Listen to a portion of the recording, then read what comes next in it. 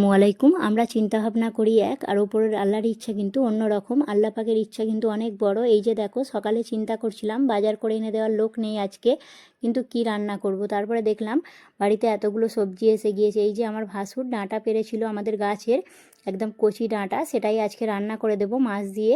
আর একটু শাক, সিম এইগুলোও দিয়ে গিয়েছিলো, সব কিছুই কিন্তু বাড়ির ছিল। সিমটা আমার ভাসুরের মেয়ে পাঠিয়েছে শ্বশুর বাড়ি থেকে।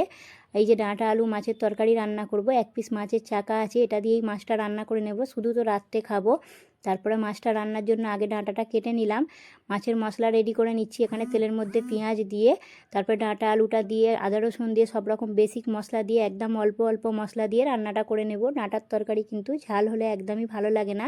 নুন, হলুদ, গুঁড়ো লঙ্কা দিয়েছি অল্প পরিমাণে, আর হাফ পিসের মতো টমেটো দিয়ে দিয়েছি, একটু টক টক মতো হবে। তারপরে মশলাটা ভালোভাবে কষিয়ে নিচ্ছি। এক পাশে মশলা কষাচ্ছি আর এক পাশে আমি শাকটাও বেছে নেব। শাক বাছতে যেহেতু সময় লাগে, এটাও কিন্তু বাড়ির শাক যেগুলো হয়, দেখেছো এই শাকটা কারা কারা চেনো কমেন্টে অবশ্যই জানাবে।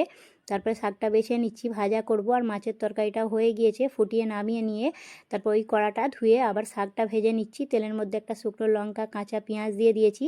আর এই যে শাকটা দিয়ে দিলাম, ছোট ছোট করে কেটে নিয়েছিলাম। ভাতটাও রান্না হয়ে গিয়েছে। শাকের মধ্যে নুন, হলুদ আর একটু ভাজা জিরের গুঁড়ো দিয়ে একদম ঢাকা ঢাকা দিয়ে ভালোভাবে রান্নাটা করে নেব। অল্প পরিমাণেই করছি। তারপরে রান্না বান্না সব কিছু কমপ্লিট হয়ে গিয়েছে, এখন গোসল করে নেব। দেখা হবে নেক্সট ভিডিওতে, ততক্ষণ পর্যন্ত সবাই ভালো থাকবে। আল্লাহ হাফেজ।